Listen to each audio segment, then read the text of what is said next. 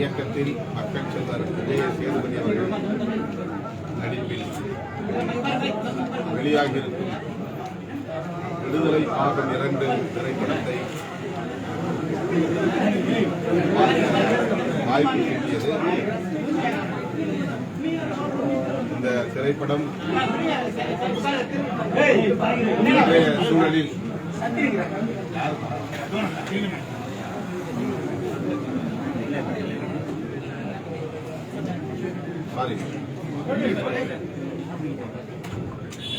இயக்குனர் வெற்றிமாறன் அவர்களின் இயக்கத்தில் மக்கள் செல்வர் விஜய் சேதுபதி அவர்களின் நடிப்பில் வெளியாகியிருக்கும் விடுதலை பாகம் 2 பார்த்தோம். இந்த திரைப்படம் தமிழ் திரையுலகின் மிக முக்கியமான ஒரு படைப்பாக வெளிவந்திருக்கிறது. அதுவும் தேவையான ஒரு காலச்சூழலில் இந்த படம் வெளியாகியிருப்பது மகிழ்ச்சி அளிக்கிறது. இந்திய அளவில் வலதுசாரி அரசியல் மேலோங்கி இருக்கிற காலகட்டம் இது. நாளுக்கு நாள் வலதுசாரி அரசியல் வலிமை பெற்று வருகிற ஒரு சூழலில் இடதுசாரி அரசியலின் தேவையை இளம் தலைமுறையினருக்கு உணர்த்தக்கூடிய ஒரு மகத்தான படைப்பாக விடுதலை பாகம் 2 வெளிவந்திருக்கிறது. இயக்குனர் வெற்றிமாறன் அவர்கள் இதுவரையில் இயக்கியிருக்கிற அனைத்து படங்களுமே மக்கள் செல்வாக்கோடு மாபெரும் வெற்றியை பெற்றிருக்கிறது. அந்த வரிசையில் இது ஒரு வெற்றிகரமான திரைப்படம். அதே வேளையில் இது பேசியிருக்கிற அரசியல் மிக முக்கியத்துவம் வாய்ந்ததாகும். நாடாளுமன்ற ஜனநாயகத்தை ஏற்றுக்கொண்டு தேர்தல் களத்தில் பங்கேற்கும் கம்யூனிஸ்ட் கட்சிகள் பேசுகிற அரசியல், அதே வேளையில் நாடாளுமன்ற ஜனநாயகத்தை மறுத்து மக்களை அரசியல்படுத்தி புரட்சிகர ஜனநாயகத்தை வென்றெடுக்க வேண்டும் என்று பேசுகிற கம்யூனிஸ்ட் அரசியல் இன்னொன்று. கம்யூனிஸ்ட் கட்சிகளில் 2 வகை உண்டு. இன்றைக்கு நடைமுறையில் இருக்கிற நாடாளுமன்ற ஜனநாயகத்தை ஏற்றுக்கொண்டு வெகு மக்களிடையே களப்பணி ஆற்றுகிற அரசியல் ஒன்று. நாடாளுமன்ற ஜனநாயகம் அடிப்படையில் ஒரு முதலாளித்துவ ஜனநாயகமாகவே இருக்கிறது என்கிற விமர்சனத்தோடு அதனை மறுதலித்து மக்களை அரசியல்படுத்தி அமைப்பாக்கி போர்க்குணம் மிக்கவர்களாக வளர்த்தெடுக்கக்கூடிய அரசியல் இன்றைக்கு இந்தியாவிலே மாவோயிஸ்ட் அரசியல் என்று அழைக்கப்படுகிற அரசியல். இரண்டாவது வகை அரசியலை பேசுகிற ஒரு நுட்பமான அரசியலை அல்லது கருத்தியலை விவாதிக்கிற ஒரு களமாகத்தான் விடுதலை பாகம் 2 அமைந்துள்ளது. அதிலும் தமிழ் சூழலுக்கு ஏற்ப தமிழ் தேசிய இன விடுதலைக்கான அரசியலை இங்கே முன்னெடுத்த போராளிகளை கருப்பொருளாக கொண்டு அவர்களின் வாழ்வியலை கருப்பொருளாக கொண்டு இந்த திரைக்கதை அமைக்கப்பட்டிருக்கிறது. மாவோயிஸ்ட் அரசியல் அகில இந்திய அளவில் பேசும் அரசியலிலிருந்து சற்று மாறுபட்டு தமிழகத்தில் புலவர் கலியபெருமாள், தோழர் தமிழரசன் போன்றவர்கள் முன்னெடுத்த அரசியல் மிகவும் முக்கியத்துவம் வாய்ந்ததாகும். தமிழ் தேசியம் என்பது வெறும் மொழி உணர்வு, இன உணர்வோடு தொடர்புடையது மட்டுமல்ல, அந்த வரம்புகளோடு நின்றுவிடக்கூடிய ஒன்றல்ல. அது இன்னும் விரிவானது, ஆழமானது, வலிவானது என்பதை இந்த திரைப்படத்தை பார்க்கிற ஒவ்வொரு இளைஞனும் புரிந்து கொள்ள முடியும். ஆதிக்கம், ஒடுக்குமுறை, சுரண்டல் இவைதான் பாட்டாளி வர்க்கத்தின் பகை சக்திகள்.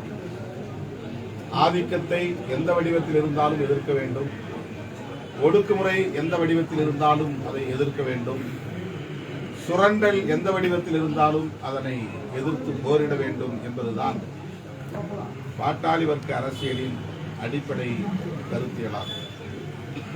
அதனை மையப்படுத்திதான் விடுதலை பாகம் 2 மிகச் சிறப்பான முறையில் படைக்கப்பட்டிருக்கிறது. நிலைச்சுவார்ந்தார்கள் இங்கே முதலைகளாக பண்ணையார்களாக இருக்கிறார்கள். அவர்கள் எந்த அளவுக்கு இங்கே ஆதிக்கம் செய்யக்கூடியவர்களாக இருக்கிறார்கள் என்பதை வெண்மணி போராட்ட வரலாறு நமக்கு உணர்த்தியிருக்கிறது. அது இன்றும் நீடிக்கிறது என்பதுதான் இந்த திரைப்படம் சொல்லும் அரசியல். பண்ணை ஆதிக்கம் என்பது இன்றும் நீடிக்கிறது. அதிகார வர்க்கம் எந்த அளவுக்கு உழைக்கிற மக்களுக்கு எதிரான சக்தியாக இருக்கிறது. அவர்கள் காவல்துறை அதிகாரிகளாக இருக்கலாம், ஐஏஎஸ் பயின்ற வருவாய்த்துறை அதிகாரிகளாக இருக்கலாம், அமைச்சர்களாக இருக்கலாம். இந்த அதிகார வர்க்கம் எந்த அளவுக்கு உழைக்கும் மக்களுக்கு எதிராக, பாட்டாளி வர்க்கத்திற்கு எதிராக, பெண்களுக்கு எதிராக இருக்கிறது என்பதை இந்த திரைப்படம் விரிவாக பேசுகிறது. இந்த ஆதிக்கத்தையும், ஒடுக்குமுறையையும், சுரண்டலையும் எதிர்த்து போரிடுகிற போது எத்தகைய இடர்களை சந்திக்க நேரிடும், அந்த இடர்களை எவ்வாறு எதிர்கொள்ள வேண்டும் என்பதையும் மிக ஆழமாக விவாதிக்கக்கூடிய ஒரு படைப்பாக விடுதலை பாகம் 2 இருக்கிறது. தத்துவம் மிக மிக முக்கியமானது. அதாவது கொள்கை, கோட்பாடு என்று நாம் சொல்லுகிற அந்த கருத்தியல் என்பது ஒரு அமைப்புக்கு எவ்வளவு முக்கியத்துவம் வாய்ந்தது என்பதை இயக்குனர் வெற்றிமாறன் மிகச் சிறப்பாக பதிவு செய்திருக்கிறார். வசனங்கள் ஒவ்வொன்றும் இளைஞர்களை தட்டி எழுப்பக்கூடியவையாக, ஆழமாக சிந்திக்க தூண்டக்கூடியவையாக உள்ளன. தத்துவம் இல்லாத தலைவர்களால் ரசிகர்களை மட்டும்தான் உருவாக்க முடியும், போராளிகளை உருவாக்க முடியாது என்பதை அவர் யாரையும் மனதில் வைத்து சொல்லவில்லை. அது இயல்பானது, பொதுவானது, உலகம் முழுவதும் பொருந்தக்கூடியது. அது தமிழ்நாட்டுக்கு மட்டும் உரியதல்ல, அல்லது குறிப்பிட்ட சில கட்சிகளுக்கு சொல்லுகிற விமர்சனம் அல்ல. கோட்பாடு இல்லாத தனிநபர்கள் தன்னை பின்பற்றக்கூடியவர்களை போராளிகளாக வளர்த்தெடுக்க முடியாது. வெறுமன கைத்தட்டக்கூடியவர்களாக, தனிநபரை போர்த்தக்கூடியவர்களாக மட்டுமே வளர்க்க முடியும். இது யதார்த்தமான உண்மை. ஆகவே தத்துவம் அல்லது கோட்பாடு என்பது மக்கள் பணி ஆற்றக்கூடிய அமைப்புகளுக்கு மிக இன்றியமையாதது. அதை காட்சிக்கு காட்சி பல்வேறு இடங்களில் மிக அழகாக விவாதிக்கிறார். ஒருவேளை காவல்துறை என்னை கைது செய்து கொலை செய்யும் நிலை ஏற்பட்டுவிட்டால், நான் பலியாகும் நிலை ஏற்பட்டுவிட்டால், அதன் பிறகு தன்னுடைய வாழ்க்கை துணைவி அல்லது இணையர் என்ன செய்ய வேண்டும் என்பதை முன்கூட்டியே பெருமாள் என்கிற கதாபாத்திரத்தின் மூலம் இயக்குனர் வெற்றிமாறன் பேசுகிறார். என் கணவர் அல்லது என் குடும்பத்தை சார்ந்த தலைவர் என்று உரிமை கோரக்கூடாது. அப்படி உரிமை கோரினால் இந்த போராட்டத்தின் நோக்கம் சிதைந்துவிடும். ஆகவே என்னுடைய சாவு ஒரு தத்துவத்திற்கானது, அடுத்த தலைமுறைக்கானது, இன்னொரு தலைமுறையை வழிநடத்தக்கூடியது என்கிற வகையில் அது அமைய வேண்டும். அப்படித்தான் அதை நீ அணுக வேண்டும் என்று முன்கூட்டியே தன்னுடைய வாழ்க்கை இணையருக்கு எடுத்துச் சொல்லுகிற பாத்திரமாக கதாபாத்திரம் அமைந்திருக்கிறது. அதே வேளையில்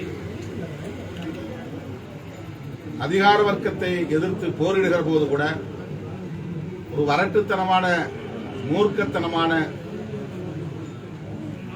அணுகுமுறையாக அது இருக்கக்கூடாது. தன் வழி அறிந்து மாற்றான் வழி அறிந்து எந்த நிலைப்பாட்டையும் எடுக்க வேண்டும் என்பதை காட்டில் நடக்கிற யுத்தத்தின் போது கதாபாத்திரம் கதாநாயகன் பெருமாள் தன்னுடைய குழுவினருக்கு அறிவுரை சொல்லுகிறார். நான் அவர்களுக்கு தேவை, என்னை அவர்கள் கைது செய்து நீதிமன்றத்தின் முன்னால் நிறுத்த விரும்புகிறார்கள். அங்கே நாம் நம்முடைய அரசியலை பேசுவோம். நாம் ஒரு குழுவாக சுருங்கிவிடக்கூடாது, சிதறிவிடக்கூடாது. நம்முடைய அரசியலை பொதுவெளியில் பேசுவோம், ஐய நீரோட்டத்தில் பேசுவோம் என்று தன்னுடைய குழுவினரை சமாதானப்படுத்தி அவர் வெள்ளைக்கொடி காட்டி காவல்துறையினரின் கைது நடவடிக்கைக்கு ஒத்துழைக்கிறார். ஆனால் அதிகார வர்க்கம் எப்போதும் அதிகார வர்க்கமாகவே இருக்கும் என்பதை காவல்துறை அதிகாரிகள் மூலம் உறுதிப்படுத்துகிறார்.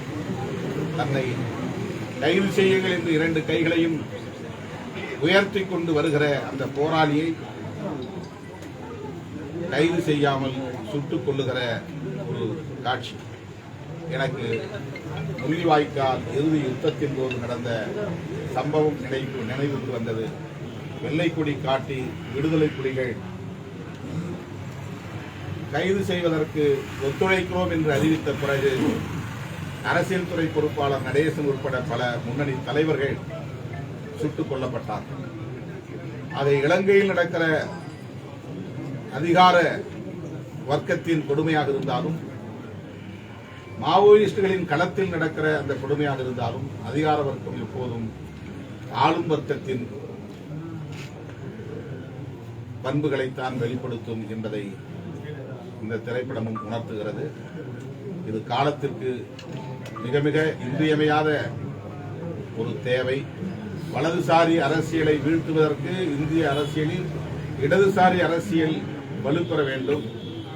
இடதுசாரி அரசியல் என்பது கம்யூனிஸ்ட் கட்சிகளையும் தாண்டி அம்பேத்கரிய அரசியலாக, பெரியாரிய அரசியலாக இந்த மண்ணில் பரிணாமம் பெற்றுள்ளது. வலதுசாரி அரசியலை அல்லது பிற்போக்குவாத அரசியலை, ஏகாதிபத்திய ஆதரவு அரசியலை, முதலாளித்துவ ஆதரவு அரசியலை, நிலப்பிரபுத்துவ ஆதரவு அரசியலை எதிர்க்கக்கூடிய வலிமை இடதுசாரி அரசியலுக்கே உண்டு. அந்த இடதுசாரி கருத்தியல் இந்த மண்ணில் வலுப்பெற வேண்டும். அது தமிழ் மண்ணில் மட்டுமல்ல, ஒட்டுமொத்த இந்திய அளவிலும் அது தேவைப்படுகிறது. தமிழ் மண்ணில் அது தமிழ் தேசிய இன விடுதலைக்கான அரசியலாக பரிணமிக்க வேண்டும் என்கிற விருப்பம் ஒருபுறம் இருந்தாலும், அதே போல ஒவ்வொரு மாநிலங்களிலும் தேசிய இன அரசியல் என்பது உருவாக வேண்டும், வலுப்பெற வேண்டும் என்கிற கருத்தையும் இந்த திரைப்படம் உணர்த்துகிறது. ஆகவே இது வெறும் பொழுதுபோக்கு திரைப்படம் அல்ல, அல்லது வணிக நோக்கில் எடுக்கப்பட்ட திரைப்படம் அல்ல. சமூக பொறுப்புணர்வோடு, கருத்தியல் புரிதலோடு, இளம் தலைமுறையினரை அரசியல்படுத்த வேண்டும் என்கிற வேட்கையோடு இயக்குனர் வெற்றிமாறன் அவர்களால் படைக்கப்பட்ட ஒரு மகத்தான படைப்பு விடுதலை பாகம் 2. இளம் தலைமுறையினர் ஒவ்வொருவரும் இந்த திரைப்படத்தை காண வேண்டும். ஒரு முறைக்கு பல முறை பார்த்து ஒரு தெளிவு பெற வேண்டும். இந்த அரசியல் காலத்திற்கு மிக மிக தேவையான ஒன்று என்பதை சொல்லி, இயக்குனர் அவர்களுக்கும் நம்முடைய மக்கள் செல்வர் அவர்களுக்கும் இந்த திரைப்படத்தில் பங்கேற்ற அத்தனை கலைஞர்களுக்கும் படைப்பாளர்களுக்கும் என்னுடைய வாழ்த்துக்களையும் பாராட்டுகளையும் நன்றியையும் தெரிவித்துக் கொள்கிறேன். புரட்சிகர அரசியல் முன்பொருப்பு தமிழ் எடுத்த கொள்கைகள் அவங்க கையாண்ட வழிமுறை அதை ஒட்டியக்கூடிய ஒரு படமா இந்த படம் அதை ஒட்டியே ஒரு படமா இந்த ஆயுத போராட்டங்கள் அந்த மாதிரி எடுத்துக்கூடிய தலைவர்களுடைய கொள்கைகள் பார்த்தீங்கன்னா வீழ்த்தப்பட்டிருக்கு. இந்த சூழ்நிலையில இந்த திரைப்படம் எந்த அளவுக்கு இந்த கருத்துக்களை மக்களிடம் கொண்டு போய் சேர்த்து, ஏன்னா தோல்வியடைந்த ஒரு கருத்து கடந்த காலங்களில் கருத்து தோல்வியடைந்தது. தத்துவம் எப்போதும் தோற்றதில்லை. அதுவும் கம்யூனிஸ்ட் தத்துவம் என்பது தோற்றதில்லை. அதை கையாண்ட நபர்கள் அல்லது கையாண்ட முறை அல்லது கையாண்ட காலம் அல்லது இந்த கையாண்ட களம் அவற்றில் உள்ள பிழைகளால் அது தோல்வியை தழுவி இருக்கலாமே தவிர அந்த தத்துவம் ஒருபோதும் பிழையானதும் அல்ல, தோற்றதும் இல்லை. இந்த சூழ்நிலையில் இந்த திரைப்படம் வந்து எந்த அளவுக்கு பொதுமக்கள் அதுதான் வலதுசாரி அரசியல் இன்றைக்கு கொட்டமடிக்கிறது, மேலாதிக்கம் செய்கிறது, நாளுக்கு நாள் அது வலிமை பெற்று வருகிறது. இந்த சூழலில் இடதுசாரி அரசியல் என்பது, இடதுசாரி பார்வை என்பது, இடதுசாரி அணுகுமுறை என்பது மிக மிக இன்றியமையாத தேவை என்று நான் கருதுகிறேன். திருவண்ணாமலை மாவட்டம் மேல்மா கிராம மக்கள் வந்து உட்பட 11 கிராமங்கள் வந்து அரசு நிலங்கள், அவங்களோட விவசாய நிலங்கள் வந்து அரசால் கைகரப்பட்டது சிப்காட் அமைக்கிறதுக்காக. இது மூலியமா அவங்க பல்வேறு கிட்டத்தட்ட 900 நாட்கள் மேலாக போராட்டம் நடத்திட்டு வராங்க. விடுதலை சிறுத்தைகள் கட்சி அவங்க சார்பாக துணை நிற்குமா? இந்த திரைப்படம் மற்றும் மத்திய ஒரு கேள்வி. திரைப்படம் பற்றி இந்த திரைப்படத்தோட பொருத்தமான கேள்வி, வேற அரசியல் கேள்வி வேண்டாம். கோட்பாடு இல்லாத தலைவர்களை வந்து ரசிகர்களை தான் உருவாக்குவாங்கன்னு சொல்லியிருந்தீங்க. இந்த காலத்துல கோட்பாடு இல்லாத தலைவர்கள் உருவாக்குறாங்கன்றீங்களா? யாரையும் மனதில் வைத்து இந்த வசனம் எழுதப்படவில்லை, இந்த திரைப்படம் படைக்கப்படவில்லை. அது முதல்ல தெரியாது. இது நான் முதல்ல சொன்ன உலகத்துக்கே பொருந்தக்கூடிய ஒரு கருத்து. உலகத்தில் எந்த மண்ணில் யார் இயக்கம் உருவாக்கிறார்கள் அவர்களுக்கு ஒரு கொள்கை அல்லது கோட்பாடு என்பது தெளிவுற இருக்க வேண்டும், அது உறுதியாகவும் இருக்க வேண்டும். அப்படி இருந்தால்தான் அவர்களால் நல்ல போராளிகளை உருவாக்க முடியும். அதுதான் அவருடைய கருத்து. வெற்றிமாறன் சார், விடுதலை வந்து அரசியல் பேசக்கூடிய படமாக இருந்திருக்கு, அரசியல் கருத்துக்களையும் நிறைய சொல்லியிருக்கிறாங்க. ஆனா இந்த படத்துல அரசியல் அமைப்புகளுடைய அடையாளங்கள் வந்து டர் செய்யப்பட்டிருக்கு. எதனால ஏதாச்சும் பர்பசிவா ஏதாவது நம்ம இது பண்ணிருக்கோங்களா? சென்சாருடைய இல்ல விடுதலை 1 இதுக்கு முன்னாடி சொன்னீங்க, கர்ணன் போன்ற படங்கள் எல்லாம் அதோட இது இல்லாம இருந்துச்சுங்க, அடையாளங்கள் தெரிய வந்த மாதிரி இருந்துச்சுங்களே. சென்சார் போர்டு என்ன சொல்றாங்க அதை நம்ம செய்யணும். சார் சொன்ன மாதிரி வலதுசாரி அரசியலோட தாக்கத்தை வந்து சென்சார் போர்டு என்ன சொல்றாங்க அதை செய்யணும். வெற்றிமாறன் சார், இது உங்களுடைய இயக்குனரா உங்களோட கதையை வந்து பாத்தீங்கன்னா மக்கள்கிட்ட நல்லா சிறப்பா கடத்திட்டீங்க. அரசியல் கட்சிகள் இது பத்தி நீங்க வந்து மக்களுக்கு உண்டான போராட்டங்கள், அவங்க பல்வேறு போராட்டங்கள் நடத்திட்டு இருக்கிறாங்க. அந்த மேல்மா சொல்ற மாதிரி கிராமம் அரசியல் கட்சிகள் எவ்வாறு இது கூட உங்க மக்களுக்காக இருக்க வேண்டும் என்று நீங்க நினைக்கிறீங்க? அரசியல் கட்சிகள் எப்படி மக்களோட